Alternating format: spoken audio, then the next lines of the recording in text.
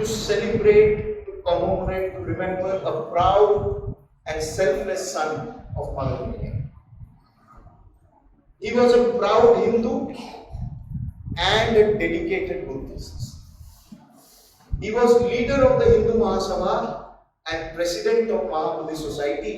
In him, he blended the best of civilizational India. No contradiction, no conflict. The best spokesperson.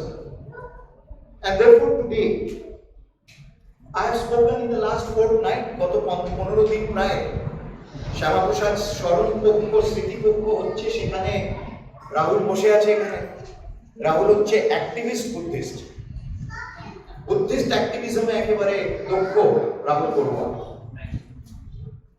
এবং গত 15 দিনে, গত last 15 days we have remembered Shyamaprasad Mukherjee, Shyamaprasad স্মৃতিপক্ষে।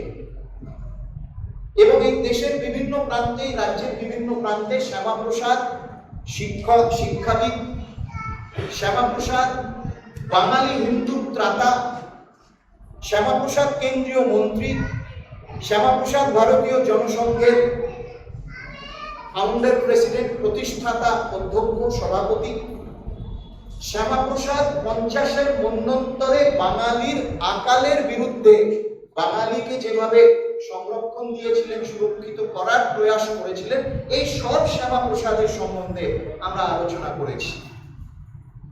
Shyamaprasad তার শেষ বলিদান, শ্যামাপ্রসাদ ভারতের অখণ্ডতা, একতা অক্ষুণ্ণ রাখার যে শ্যামাপ্রসাদ যে সংগ্রাম করেছিলেন, আমরা সেই শ্যামাপ্রসাদকে নিয়েও আলোচনা করেছি। আজকে আমি এখানে ভগবান বুদ্ধাস অ্যাম্বাসেডর শ্যামাপ্রসাদ, তাকে নিয়ে কথা বলব। কেন সেই শ্যামাপ্রসাদকে যদি আমরা না জানি, তাহলে শ্যামাপ্রসাদ তার জীবনে, তার অবদানে, তার বিশাল কর্মকাণ্ডের যে একটি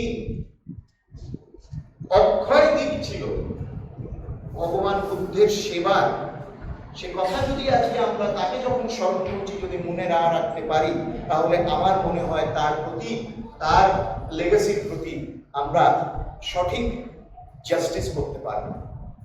And I would urge all of you, all community leaders who are present here, this is just the start. আপনারা মনে করবেন না যে একবার হয়ে গেল শেষ, মাহবুবী সোসাইটি করে নিল, কমরেট করে নিল। এ হচ্ছে সূচনা।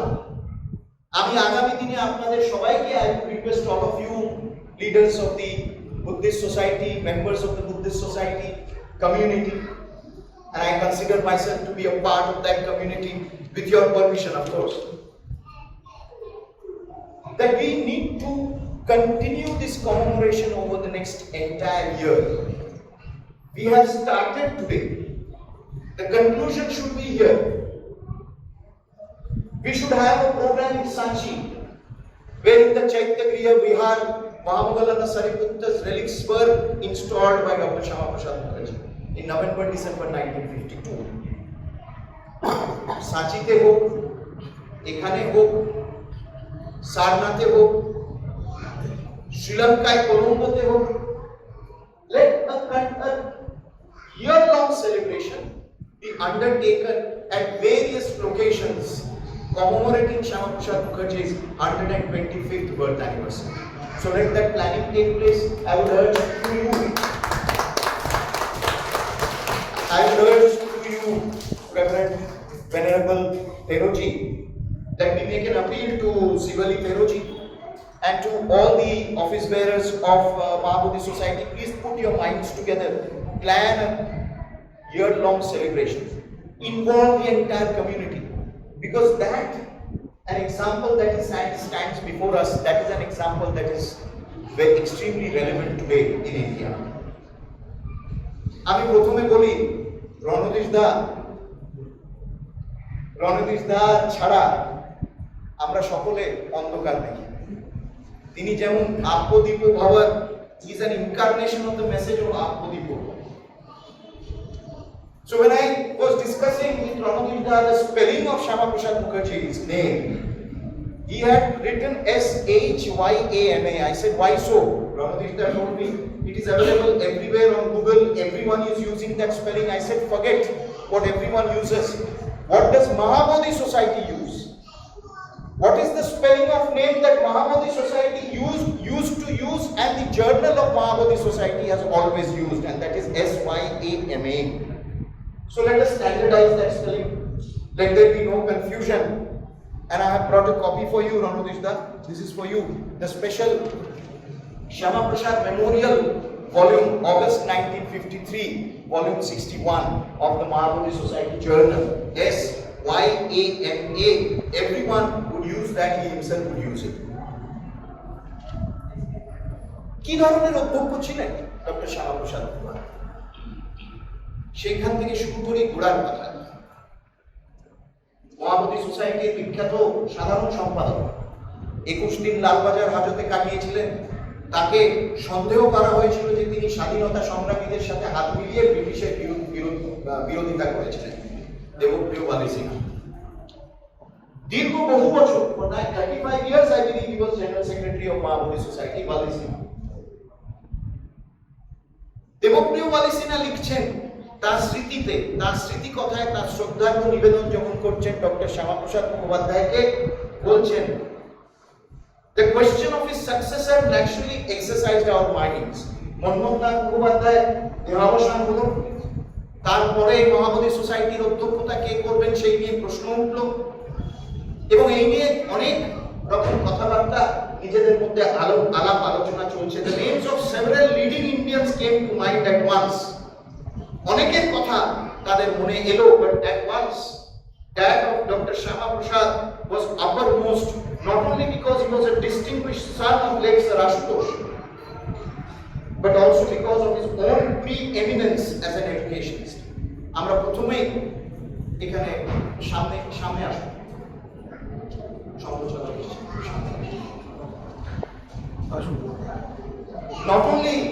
Not only because of that, because of his eminence as an educationist. তারপর দেবপ্রিয়া বালি সিনহা বলছেন যে শ্যামা প্রসাদ was elected unanimously with universal approbation. Unanimous election তিনি সভাপতি পদে, and our decision was right, has been proved by the most valuable services rendered by Dr. Mukherjee to the cause of Buddhism in the country. এবার তিনি বলছেন, it will not be an exaggeration to say that he proved to be the most energetic, resourceful, hard-working president we ever had, not excepting his father, the great Sir Ashutosh. Ornamental অধ্যক্ষ ছিলেন না, পদে বসে আছেন, কোনো কাজ করছেন না, খালি নামেই অধ্যক্ষ। শ্যামাপ্রসাদ ছিলেন না, আমি বলছি না, আপনারা বলছেন না, দেবপ্রিয় বালি সিনহা বলছেন। One of the most resourceful, energetic and hard-working president of the Mahabodhi Society of India. এবং সেই জন্য সেই ধরনের অধ্যক্ষের স্মরণে কি ধরনের সভা হওয়া উচিত এবং কোথায় কোথায় হওয়া উচিত আপনারা ঠিক করুন, আপনারাই তার বিচার বিবেচনা করুন। তারপর তিনি বলছেন, তার শত ব্যস্ততার মধ্যেও he was one of the busiest men in Kolkata, and yet when it came to fulfilling his duty as the president of Mahabodhi Society, he was ever ready. Never did he say he was too busy to attend to any business which we took to him. On the contrary, he rebuked us whenever we delayed or failed to place matters of importance before him. শত ব্যস্ততার মধ্যেও তিনি মাহাবোধি সোসাইটির যে কোনো কর্মের সাথে নিজেকে লিপ্ত করতেন, দক্ষতা সহকারে সমস্যার সমাধান করতেন, এবং তিনি নিজের মধ্যে কোনোদিন মহাবোধি সোসাইটির কাজকে নগণ্য বা মার্জিনাল হিসেবে কোনোদিন দেখেননি। এবং মনে করিয়ে দিচ্ছি যে 42-এ তিনি যখন মহাবোধি সোসাইটির অধ্যক্ষ হলেন, 42-এ তখন তিনি সবে মন্ত্রীপদ থেকে পদত্যাগ করেছেন, অবিভক্ত বাংলার অর্থমন্ত্রী। 43-এ 50-এর মন্বন্তর ঝাঁপিয়ে পড়লেন মন্বন্তর সেই বেঙ্গল ফ্যামিলির রিলিফের কাজে। 44, 45, 46, 47 বাংলার একেবারে উত্তাল অবস্থা। সেই অবস্থার মধ্যে তিনি একদিকে হিন্দু মহাসভার নেতৃত্ব দিচ্ছেন, বাংলা ভাগের প্রস্তাব রাখছেন, বাঙালি হিন্দু হোমল্যান্ডের কথা বলছেন, অন্যদিকে মহাবোধি সোসাইটিরও কাজে সময় মনোনিবেশ নিজেকে নিয়োজিত করে রাখছে। তার মধ্যে কোনো ফারাক ছিল না, কোনো তফাৎ ছিল না, কোনো বৈষম্য তিনি করতেন না। অনেকই ধরনের সেই সময়কার যারা তাকে দেখেছেন, তার সাথে কাজ করেছেন, তাদের কিন্তু কথোপকথন, তাদের স্মৃতি একটি অসাধারণ চিত্র আমাদের সামনে পরিবেশন করে। মহাবোধি সোসাইটির শ্রী পি.আর. দাশগুপ্ত, এক সময় তিনি joint secretary government of India, secretary government of India ছিলেন। তিনি লিখছেন, কাশ্মীরে last letter the writer had from him was before his interment in Kashmir.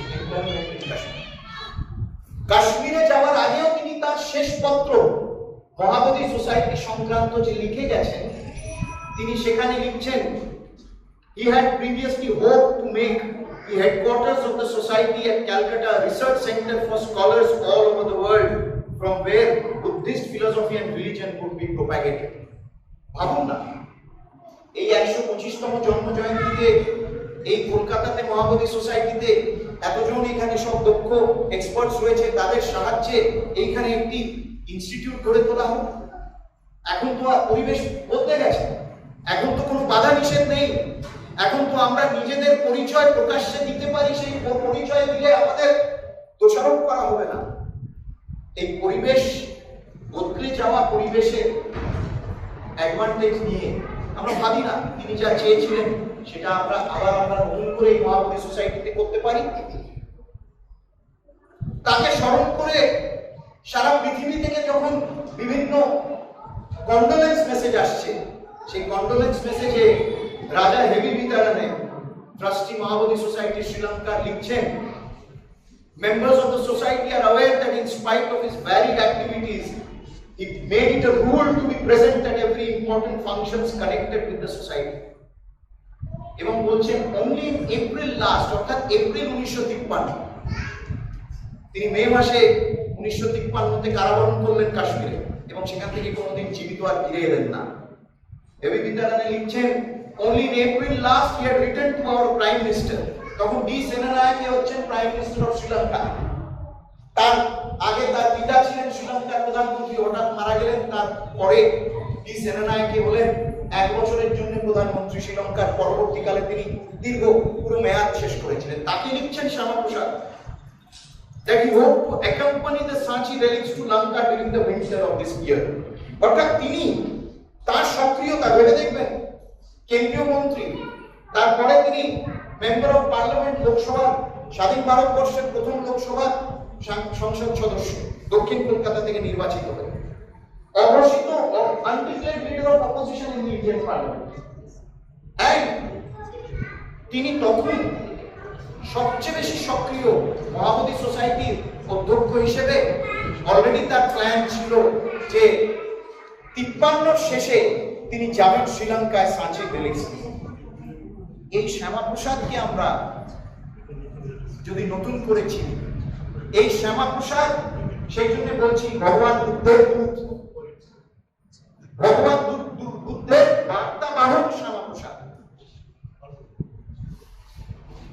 Shashwati বসে আছেন এখানে, তার সামনে উজ্জ্বলও বসে আছেন, প্রফেসর উজ্জ্বল কুমার বসে আছেন, তার সামনে আর বেশি বলবো না, কিন্তু তারা জানেন, আমরা সবাই জানি যে মহাবোধি সোসাইটি তিনি যখন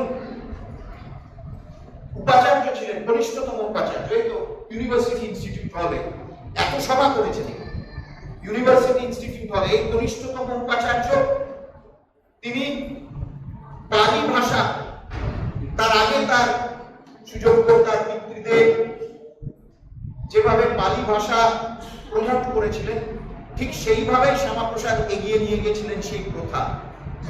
নিহার রঞ্জন রায়, অধ্যাপক বেণীমাধব বড়ুয়া, তাদের লেখা, তাদের গবেষণামূলক গ্রন্থ, সাউন্ড একটু তাদের গবেষণামূলক গ্রন্থ এবং নিহাল রঞ্জন রায়ের থিসিসে একেবারে হৃদয়ের অন্তঃস্থল থেকে আকুণ্ঠ ধন্যবাদ, কৃতজ্ঞতা তারা জ্ঞাপন করেছেন শ্যামাপ্রসাদকে, যে তিনি ফ্যাসিলিটেট করেছেন, সমর্থন করেছেন, সাপোর্ট করেছেন তাদের গবেষণা, তাদেরকে বিদেশে পাঠিয়েছেন। নিহাল রঞ্জন রায়কে দীর্ঘ 1.5 বছর বিদেশে থেকে তিনি যাতে গবেষণা করে নতুন নতুন মূল্যবান তথ্য বার করতে পারেন, সেই ধরনের সমর্থন শ্যামাপ্রসাদ করেছেন। মহাবোধি সোসাইটির অধ্যক্ষ হিসেবে, এবং এখানে আমি প্যারালাল ড্র করতে চাইছি, মহাবোধি সোসাইটির অধ্যক্ষ হিসেবে মনে রাখবেন তার মেয়াদে, তার কার্যকালে কিন্তু 100 বছর পর মহামৌলানা সারিপুত্রের পবিত্র দেহাবশেষ ভিক্টোরিয়া অ্যালবার্ট মিউজিয়াম থেকে ব্রিটিশের দেশ থেকে, ইংল্যান্ড থেকে ফিরে এসেছে, রিপ্যাট্রিয়েটেড ইন ইন্ডিয়া। এবং 1949 সালে জানুয়ারি মাসে ময়দানে সেই বিশাল সমাবেশ করে শ্যামাপ্রসাদ মুখোপাধ্যায় রিসিভ করলেন সেই রিলিক্স। এবার ভেবে দেখুন কত বছর, 127 বছর পর সেই সেক্রেট জেম রেলিক, 127 বছর পর ভগবান বুদ্ধের সেই সেক্রেট বিপ্রবাহা জেম রেলিক নিলাম হয়ে যাচ্ছিল। It was being auctioned, venerable. It was being auctioned from Hong Kong by an unknown entity to an unknown foreign country. সেই নিলামি রুখে প্রধানমন্ত্রী নরেন্দ্র মোদী ফিরিয়ে আনলেন 127 বছর পর ভগবান বুদ্ধের পবিত্র দেহাবশেষ। আমি এর মধ্যে কিন্তু সামঞ্জস্য, আমি এর মধ্যে একটি লিঙ্ক দেখছি, কাকতালীয় না কিন্তু, কেন আমাদের বিচারধারা, আমাদের চিন্তার মধ্যে সমাহিত রয়েছেন ভগবান বুদ্ধের ঐতিহ্য, তার অস্তিত্ব এবং তার বাণী। আর একটা কথাও এখানে মনে করিয়ে দিতে চাইছি, এই যে চৈত্যবিহার গৃহের কথা বললাম আমি সাঁচিতে, তখনকার দিনে নভেম্বর 1952 সালে মহামৌলানা সারিপুত্রের দেহাবশেষ ফিরে এলো। তিনি তার মধ্যে দেহাবশেষ নিয়ে দক্ষিণ পূর্ব এশিয়া, সাউথ ইস্ট এশিয়ার বিভিন্ন দেশে তিনি ভ্রমণ করলেন, ডেলিগেশন লিড করলেন as president of Mahabodhi society. এবং নভেম্বরে 1952 সালে সেই সাঁচিতে নতুন স্তূপে মহামৌলানা সারিপুত্রের দেহাবশেষ পুনর্স্থাপিত হলো। 50,000 মানুষ, 50,000 জন লোক সেই সময় সেই সাঁচিতে সেই সময় তারা উপস্থিত ছিলেন। আরো মনে করিয়ে দিচ্ছি, তারই অধ্যক্ষতায় এবং সেই সময় মায়ানমারের প্রধানমন্ত্রী উনু থাকিন্নু, তিনি নিজেও একজন expert on Buddhism, Kamala lecture দীর্ঘদিন দিয়েছিলেন। সেই উনু শ্যামাপ্রসাদকে বলছেন যে আপনার অধ্যক্ষতা, আপনার এই অধ্যক্ষতায়, আপনার নেতৃত্বে এই যে রিলিক্স আপনি 100 বছর পর মহাবোধি সোসাইটি ফিরিয়ে আনলো, এ স্বাধীন ভারতবর্ষে এক নতুন সূচনা, এক নতুন চেতনার সূচনা। এই সাঁচিতে ঠিক সেই সময় 29, 30 এবং 1-2 ডিসেম্বরে অনুষ্ঠিত হলো the first international Buddhist cultural conference. স্বাধীন ভারতবর্ষে এই ধরনের মেগা ইভেন্ট প্রথমবার অনুষ্ঠিত হলো। কে অনুষ্ঠিত করলেন, কার মাথা থেকে এই চিন্তা, এই ভাবনা বেরোলো? Doctor Shyamaprasad Mukhopadhyay as president of Mahabodhi society. Doctor Sarvepalli রাধাকৃষ্ণনের অধ্যক্ষতায় অনুষ্ঠিত হলো। 2000 ডেলিগেট তখনকার দিনে সারা পৃথিবী থেকে, সারা ভারতবর্ষ থেকে এসে তারা অ্যাটেন্ড করেছিলেন সেখানে। Distinguished scholars, monks from various parts of the world congregated in Sanchi in December 1952. Dr. Radhakrishnan, ভারতের প্রধানমন্ত্রী জওহরলাল নেহরুকে আমন্ত্রণ জানানো হয়েছিল, তিনি এসেছিলেন। শ্যামাপ্রসাদ রাজনীতি করতেন, তিনি মহাবোধি সোসাইটির অধ্যক্ষ হিসেবেই আচরণ করতেন।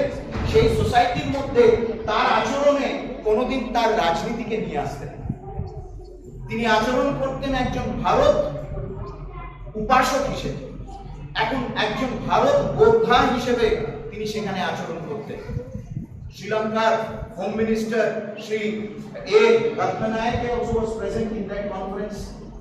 The Vice Prime Minister of Burma উনি ছিলেন কুশক বাকুলা রিম্পোচে, সুদূর লাদাখ থেকে সেখানে এসে উপস্থিত দিয়ে ভাষণ দিয়েছিলেন। আমার কাছে সেই ছবি, কুশক বাকুলা রিম্পোচে ভাষণ দিচ্ছেন, শ্যামাপ্রসাদ বসে ভাষণ শুনছেন, সেই ছবিও আমার কাছে রয়েছে। এবং আপনারা ভেবে দেখুন, সেই 1950-এ কিন্তু প্রথমবার রেলিক্স অস্থি পবিত্র ধাতু নিয়ে যাওয়া হলো লাদাখে এবং সেখানে প্রায় মাস দুয়েক রাখা হয়েছিল। সেখানে তার আয়োজন নেতৃত্ব করেছিলেন কুশক বাকুলা রিম্পোচে। মহাবোধি সোসাইটি ব্যবস্থা করেছিল এবং মহাবোধি সোসাইটির তখন অধ্যক্ষ হচ্ছেন ডক্টর শ্যামাপ্রসাদ মুখোপাধ্যায়। এই গত মাসে যখন আবার এই মাহমুদ আল্লাহ সারিপুত্রের দেহাবশেষ লাদাখে নিয়ে যাওয়া হলো গত মাসে, আমার ঠিক সেই অতীতের কথা মনে পড়ে।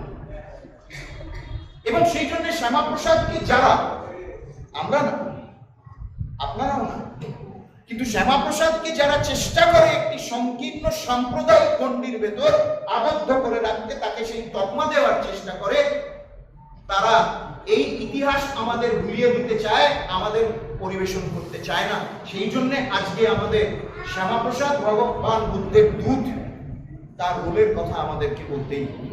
স্বাধীন ভারতবর্ষে he emerged as one of the unofficial cultural ambassadors of India, one of the finest spokesperson of Buddhism, not only in India but before the world.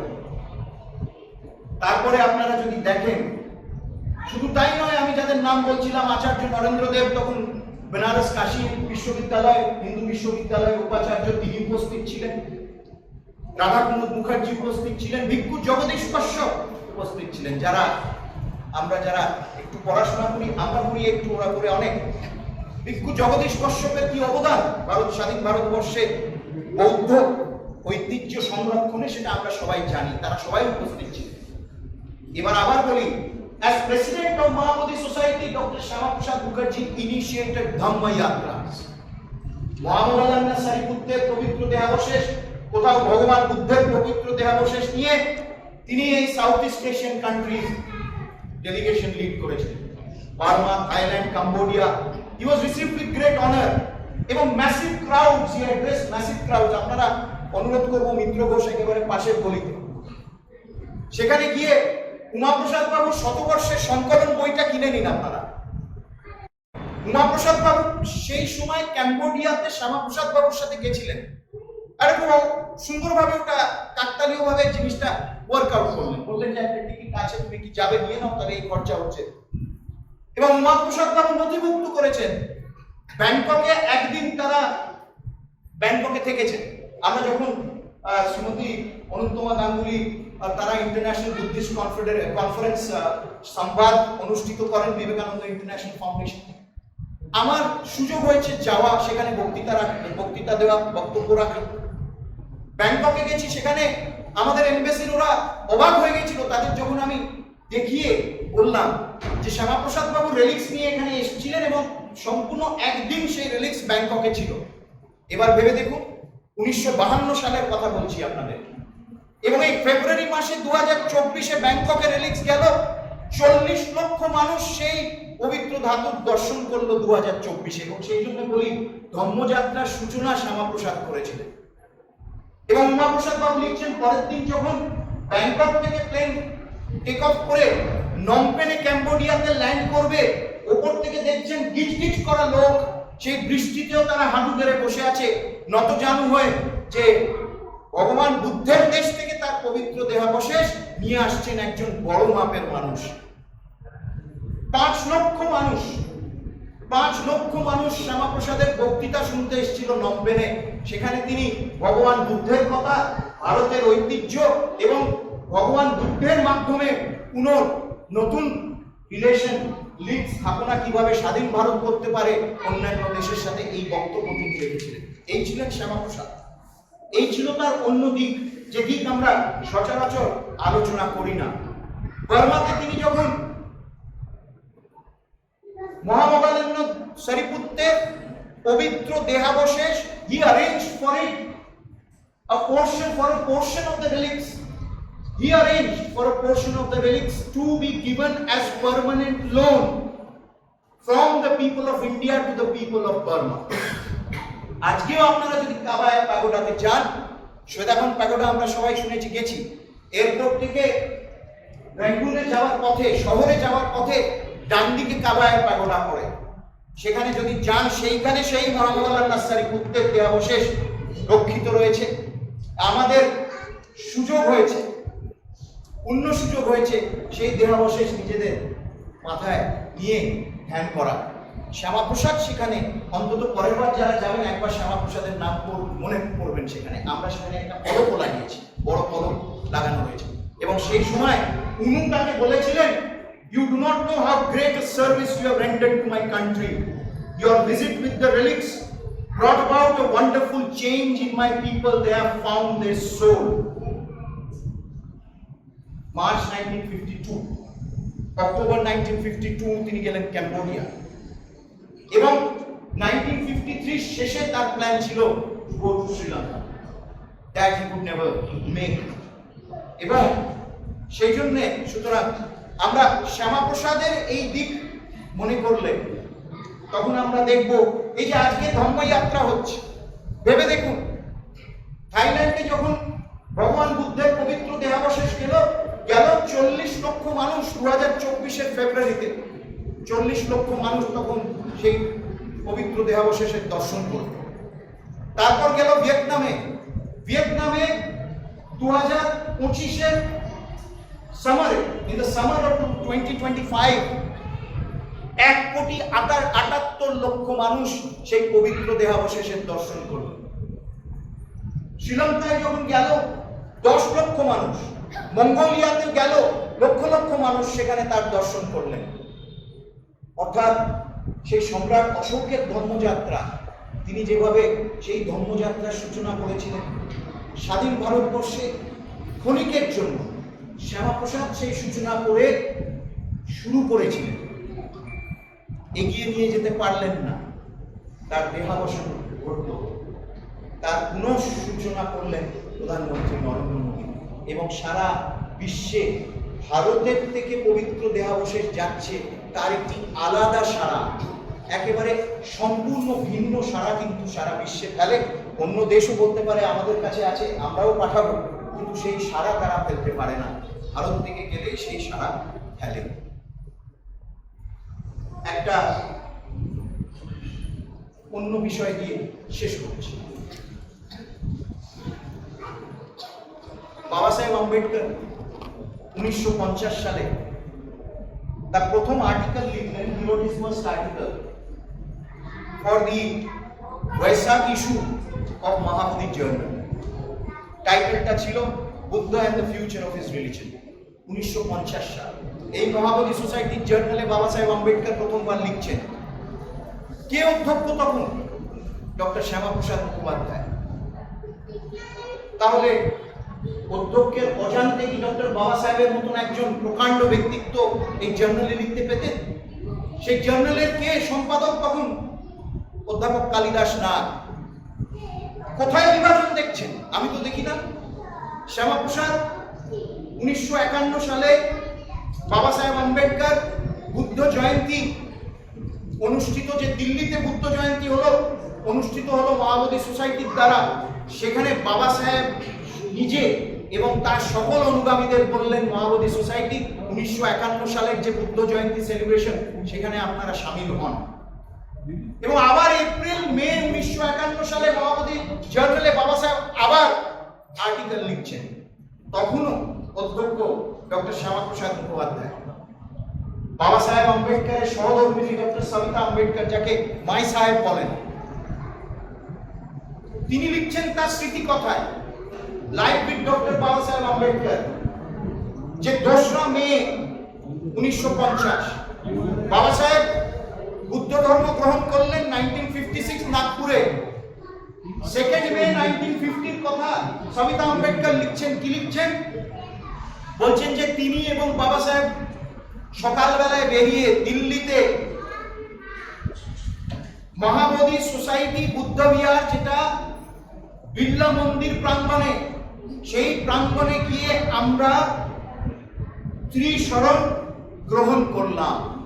2রা মে 1950 নাগপুরে হলো 1956-এ। তার আগে 2রা মে 1950-এ বাবা সাহেব ত্রিশরণ গ্রহণ করেছিলেন। সবিতা আম্বেদকর লিখছেন। কে ছিলেন তখন অধ্যক্ষ মায়াবতী সোসাইটি? ডক্টর শ্যামাপ্রসাদ মুখার্জি। সেই জন্য আমি বলি, এটা হয়তো আমার একটা থিওরি, অন্যরা খণ্ডন করতে পারে। আমি ক্লাস ওয়ার আর ডিভিশনে বিশ্বাস করি, আমি ক্লাস ইউনিটিতে বিশ্বাস করি আর ইন্টিগ্রিটিতে বিশ্বাস করি। শ্যামাপ্রসাদের মতন একজন ব্যক্তিত্ব, বাবা সাহেব আম্বেদকরের মতন একজন ব্যক্তিত্ব, দুজনেই কনস্টিটিউয়েন্ট অ্যাসেম্বলি মেম্বার, দুজনেই 1 বছরের মধ্যে কেন্দ্রীয় মন্ত্রিসভা থেকে ইস্তফা দিলেন। বাবা সাহেব যখন কলম্বিয়া যাচ্ছেন 1953-তে বা 52-তে, তার ডিলিট উপাধি গ্রহণ করতে তাকে একটি বিশেষ সম্বর্ধনা দেওয়া হয়েছিল কিছু পার্লামেন্টেরিয়ানদের তরফ থেকে। এবং সেই সম্বর্ধনার চিত্র যদি আপনারা দেখেন, ফটো যদি দেখেন, দেখবেন সেখানে সুচেতা কৃপলানি বসে আছেন, বাবা সাহেব ডক্টর শ্যামাপ্রসাদ মুখার্জি বসে আছেন, বাবা সাহেবকে সম্বর্ধনা দিচ্ছেন তারা। তাহলে আমি কেন বিশ্বাস করবো যে তাদের মধ্যে কথোপকথন ছিল? যে শ্যামাপ্রসাদ জানতেন না যে বাবা সাহেব লিখছেন মহাবোধি সোসাইটি জার্নালের জন্য? যে শ্যামাপ্রসাদ জানতেন না যে বাবা সাহেব মহাবোধি বিহারে দিল্লিতে গিয়ে ত্রিশরণ গ্রহণ করেছেন? সেই জন্য বলি, সবের মধ্যে যদি আমরা রাজনীতি আনি তাহলে ইতিহাস কিন্তু বিকৃত হয়ে যাবে।